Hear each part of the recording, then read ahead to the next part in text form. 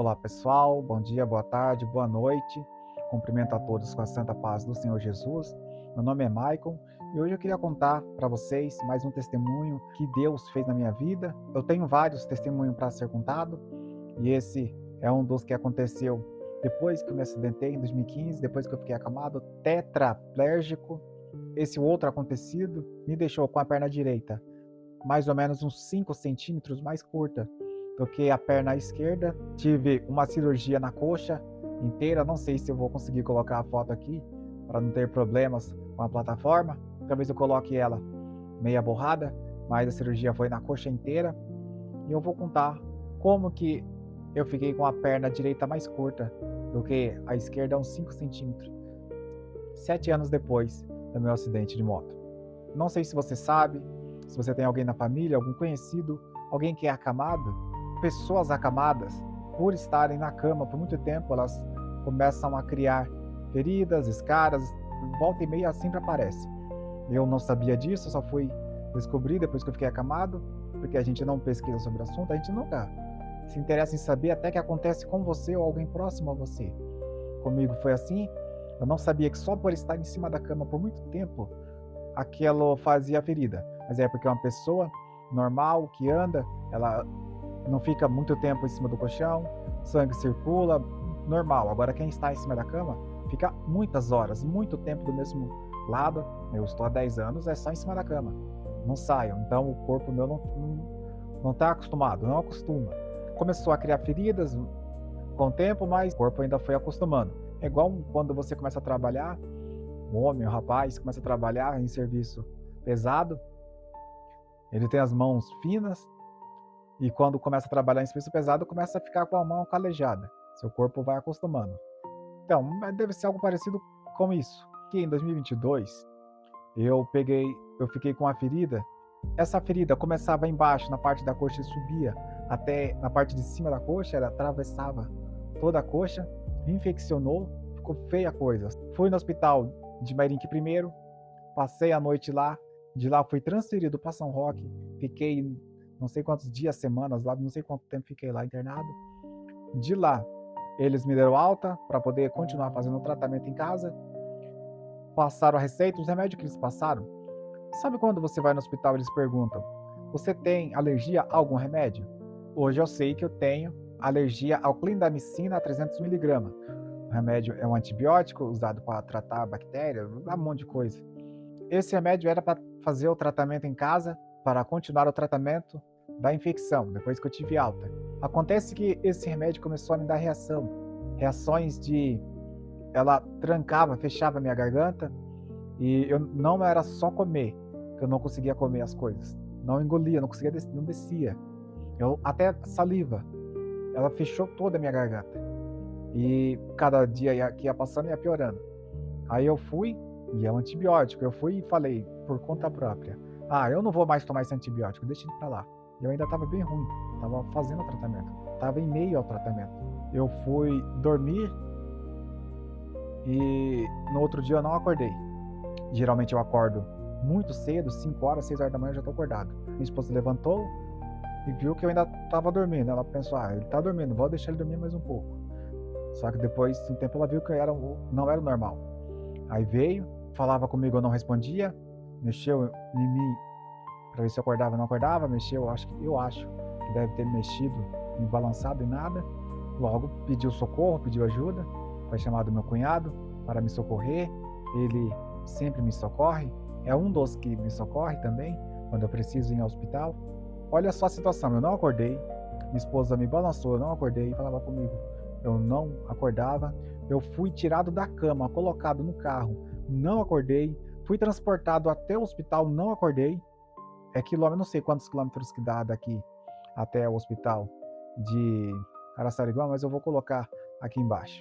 Cheguei no hospital, já devem ter me colocado na UTI, sabendo depois, parece que não deixaram minha esposa entrar, minha irmã, não deixou ninguém entrar, eu fiquei lá na UTI, e eu desacordado, estava apagado, eu fiquei dias daquele jeito. Aí com o tempo, quando a minha irmã conseguiu conversar com o médico, eles achavam que eu era... A minha irmã falava: "Não, ele é uma pessoa normal, ele é tetraplégico, mas ele é uma pessoa, eh, que tem a sua consciência, ele é lúcido, mas os médicos não acreditavam. E olha só o que acontece. Nesse tempo que eu estava lá na UTI, eu lembro que eu escutava uma voz de uma enfermeira, que ela conversava comigo. Eu não estava respondendo. Eu não sei se mexia no meu corpo, no meu olho, se me balançava, mas eu lembro que eu escutava uma voz. Maicon, você quer almoçar? Você tá com sede? Você tá me ouvindo? E ela perguntava, não sei, acho que foi dias, quando eu fiquei lúcido, aí eu ouvi a voz dessa enfermeira, eu conversei com ela, eu perguntei se ela falava comigo. Aí eu falei tudo que ela me perguntava, ela, nossa, então você ouviu? Eu falei, eu ouvi, mas eu não conseguia fazer nada, porque eu não tava, sei lá, eu tava, sei lá, em coma, sei lá como que eu tava. Mas os médicos acharam que, você, você, você sabe que os médicos estão acostumados a ver pessoas que chegam lá todo machucado, em situações muito críticas, pessoas que chegam lá muito ruim, mas acabam vendo pessoas morrendo, pessoas indo a óbito, e eles meio que acostumam, né, a ver isso, mas e não se surpreende, é isso que eu quero dizer. Mas na situação que eu estava lá, os médicos se surpreenderam. O porquê? Quando eu voltei, eu fiquei lúcido, o médico ia e conversava comigo. Mas, aí eu lembro, tipo, eles trocam, né?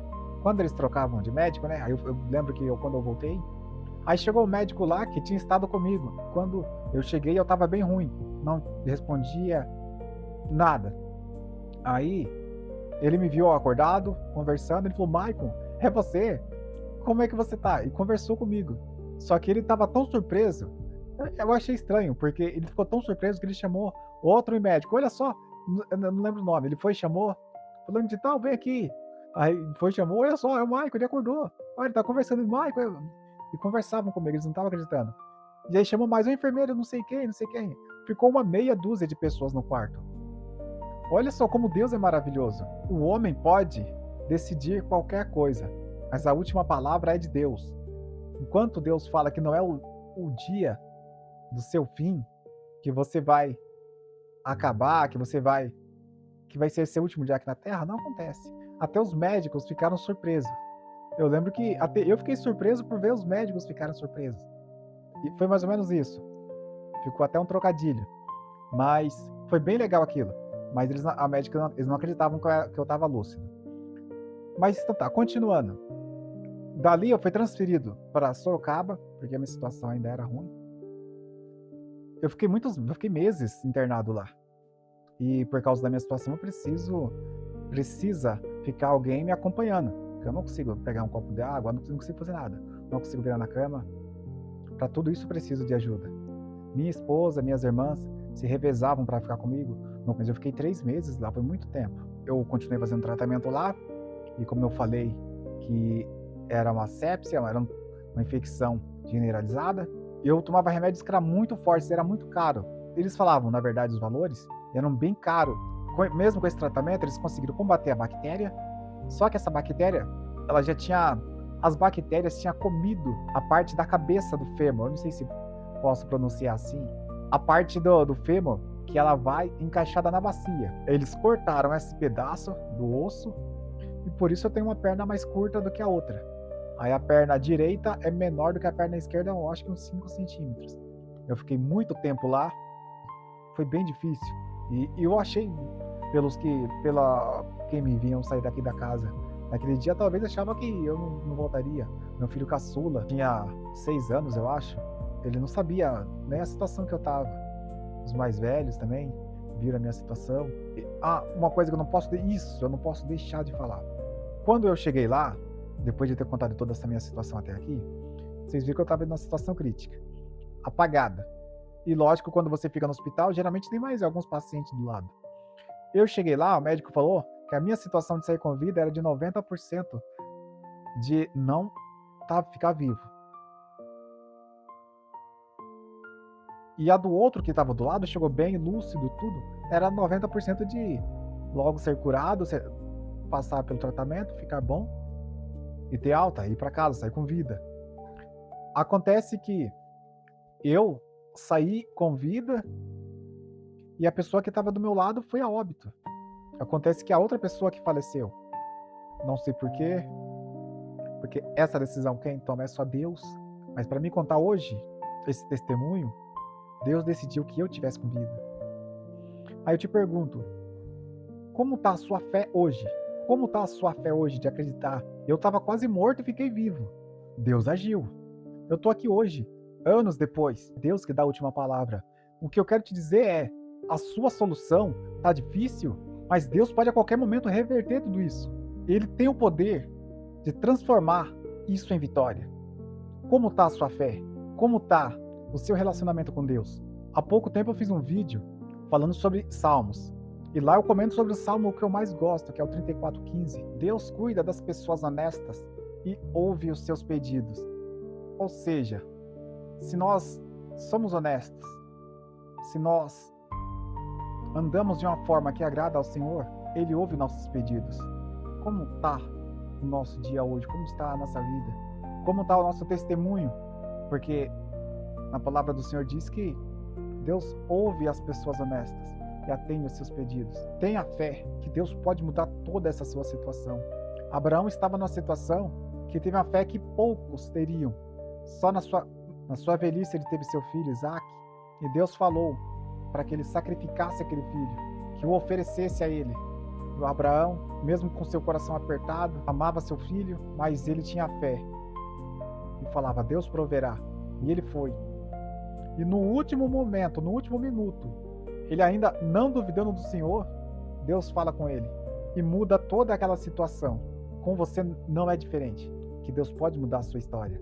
Esse foi o vídeo de hoje, espero que você tenha gostado. Se você gostou e puder, deixa um joinha, deixa um comentário, compartilha, que você vai estar ajudando muito. Que Deus abençoe e até o próximo vídeo.